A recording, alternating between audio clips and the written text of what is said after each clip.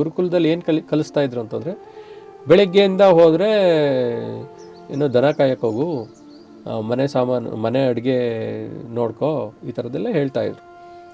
So ಇದನ್ನೆಲ್ಲ ಹೇಳಿ ಬಿಟ್ಬಿಡ್ತಿದ್ರು ಅಷ್ಟೇ. ಅವ್ನ ಕೆಲಸ ಅದನ್ನು ಮಾಡ್ಕೊಂಡು ಹೋಗ್ತಾ ಇದ್ದ.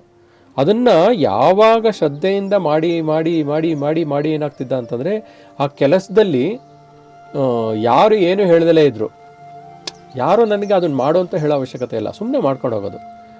ನೀವು ಒಂದು ಕೆಲಸನ ಮಾಡ್ಕೊಂಡು ಹೋಗ್ತಿದ್ದಾಗ ನಿಮ್ಮನ್ನು ಕೆಲಸಕ್ಕೆ ಇಟ್ಕೊಂಡಿರ್ತಾರಲ್ಲ, ಅವ್ರು ಏನು ಮಾಡ್ತಾರೆ ಅಂತಂದರೆ, ಎಲ್ಲ ಚೆನ್ನಾಗಿ ಮಾಡ್ಕೊಂಡು ಹೋಗ್ತಿದ್ದಾನಪ್ಪ ಅಂತ ಇನ್ನೊಂದು ಕೆಲಸ ಕೊಡ್ತಾರಲ್ವ, ಆ ರೀತಿ ಇನ್ನೊಂದು ಕೆಲಸ ಕೊಟ್ಟು ಕೊಟ್ಟು ಕೊಟ್ಟು ಕೊಟ್ಟು ನೀವು ಪರಿಪಕ್ವ ಆಗೋದು. ನಿಮಗೆ ಹುಟ್ಟಿನಿಂದಲೇ ಎಲ್ಲ ಕೆಲಸನೂ ಬಂದಿರಲ್ಲ ಅಲ್ವಾ, ಯಾರೋ ಒಬ್ಬೊಬ್ಬರು ಒಂದೊಂದು ಕೆಲಸನ ಆ್ಯಡ್ ಮಾಡಿ ಮಾಡಿ ಮಾಡಿ ಒಂದು ಕೆಲಸ ಮಾಡೋಕ್ಕೆ ಶುರು ಮಾಡಿರ್ತೀವಿ. ಆ ಕೆಲಸ ಮಾಡೋಕ್ಕೆ ಶುರು ಮಾಡಿದ್ಮೇಲೆ ಎಲ್ಲ ನಂದೇ ಅಂದರೆ, ಹಿಂದೆ ಯಾರೋ ಎಷ್ಟೋ ಜನ ಮಾಡೋಗಿದಾರಲ್ವ, ಅವರೆಲ್ಲ ಮಾಡೋಗಿದ್ದನ್ನು ನಾ ಕಲ್ತಿದ್ದಕ್ಕೆ ತಾನೇ ಇದಾಗಿರೋದು. ಅವ್ರಿಗೊಂದು ಡ್ಯೂ ರೆಸ್ಪೆಕ್ಟ್ ಕೊಡಬೇಕಲ್ವಾ, ಅದನ್ನು ಗುರುವಂದನ ಅನ್ನೋದು.